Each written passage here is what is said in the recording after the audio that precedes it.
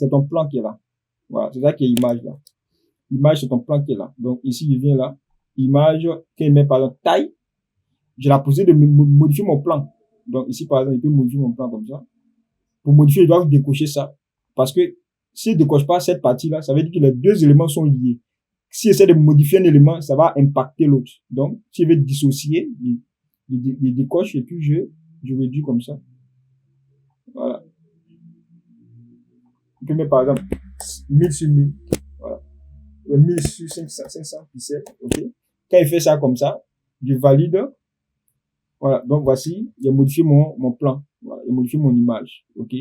Donc, ici, encore, je peux modifier et tout. Ici, si par exemple, demain, si je veux changer le mode chrométrique, le mode, je passe par mode ici, image, mode, et puis je viens là, il change, voici les deux modes qui sont là, RVB ou bien, donc nous, on travaille comment on appelle ça, en image pour les réseaux sociaux. Ensuite, on a édition. Donc, dans édition, tu peux faire des retours en arrière, tu peux annuler, tu peux coller, supprimer, etc. OK? On a fichier. Dans l'onglet fichier, c'est là-bas que tu peux faire ton importation, tu peux sauvegarder ce que tu as fait. Par exemple, il peut l'enregistrer ici, enregistrer sous, il peut exporter, il peut aller chercher une image ici, en venant ici, importer, incorporer, etc. Maintenant, ici, déjà, c'est les onglets, OK? Même dans les onglets, par exemple, il peut venir dans affichage, par exemple, ici, on voit qu'il y a une règle, là, si elle désactive, on voit que la règle est partie. Il peut venir ici, il peut l'afficher là, OK? Il peut aussi, afficher les marges. Les marges, il prend déjà la règle, il déplace, il peut venir ici comme ça. Il prend aussi la règle de l'autre côté. Il prend aussi la règle de l'autre côté aussi. Il vient là, il prend aussi la règle de l'autre côté là. Et puis il vient là. OK. Ensuite déjà, ici, qu'est-ce que vous remarquez? Vous remarquez qu'en fait, ici, mes deux barres qui sont ici là sont cochées.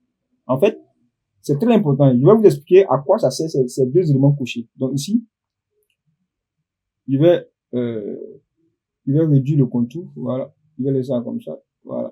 Bon, le contour, on n'a pas besoin, on a besoin de, voilà. Donc là, on voit que mes deux barres sont enregistrées. Donc, il va être décoché. Il sait qu'à votre niveau, c'est décoché. Donc, il décoche. OK. Il a décoché les deux. Donc ici, il clique dessus. Quand il clique dessus, rien ne me signale que c'est coché ou pas.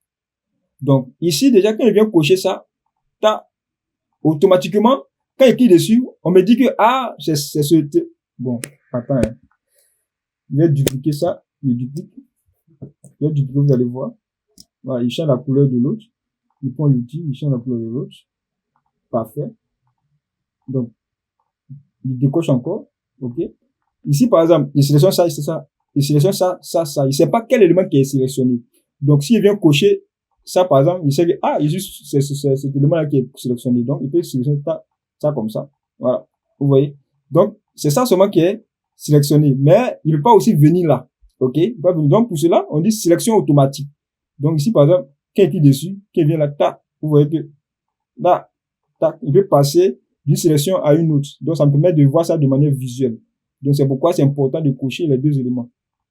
Donc, il va supprimer ça aussi. Maintenant, on va voir les outils. On va voir les outils essentiels en tant que community manager. Donc, l'outil essentiel, déjà, le premier outil, c'est l'outil de déplacement. Déjà, même quand il passe le curseur dessus, comme ça, son nom même apparaît. Outil de déplacement. Donc, ce outil-là te permet de faire des déplacements. Permet de déplacer un objet. Donc, il crée ça. OK. Il vient pour mon outil comme ça. Vous voyez qu'il peut le déplacer. Il peut réduire mon élément comme ça. OK. Quand il réduit, il voit que les deux éléments sont cochés. Donc, pour cela, s'il décoche, ça veut dire qu'il peut réduire un côté sans impacter l'autre. OK. Voilà. Mais s'il coche les deux éléments, il ne peut pas réduire un côté. Quand il essaie de réduire un côté, c'est tout la taille d'éléments qui se réduit. Donc, voici un peu le rôle de l'outil de déplacement. Donc là, il peut supprimer. Ensuite, on a l'outil sélection. L'outil sélection, c'est très important. Cet outil-là te permet de faire ce qu'on appelle la sélection. Sans ça, tu ne veux pas sélectionner quelque chose. OK? Donc, ici, par exemple, je sélectionne ma zone comme ça. Il trace une zone comme ça. OK? Donc, cet outil-là, en fait, tu ne veux pas sélectionner deux éléments. Donc, quand tu sélectionnes un élément comme ça, lui, il sélectionne et puis il disparaît. OK? Donc, ici, tu as seulement que deux formes que tu peux créer. La forme carré et puis la forme rectangle. Donc, par exemple, je crée ma forme carré comme ça. Ça, c'est carré. Rectangle. Tu peux pas faire forme circulaire, c'est pas possible. À condition que tu viens là, foncer et puis prendre outil ellipse. Donc, c'est veut dire que dans chaque outil, il y a des sous-outils. Je vais prendre outil ellipse comme ça et puis venir créer ma forme circulaire comme ça. Voilà. Vous voyez? Voilà. Comme ça. Comme ça. Comme ça. Comme ça. Voilà. Maintenant, je vais désélectionner. Pour désélectionner, je clique dans le vide comme ça pour désélectionner. Ensuite, on a l'outil lasso. Bon, l'outil lasso, vous aurez besoin de ça. Parce que si par exemple, vous voulez séparer deux éléments collés, est l'outil lasso. Donc, l'outil lasso, c'est aussi un outil de sélection. C'est aussi un outil de sélection. Il te permet de faire des sélections personnalisées. Donc, comme ça.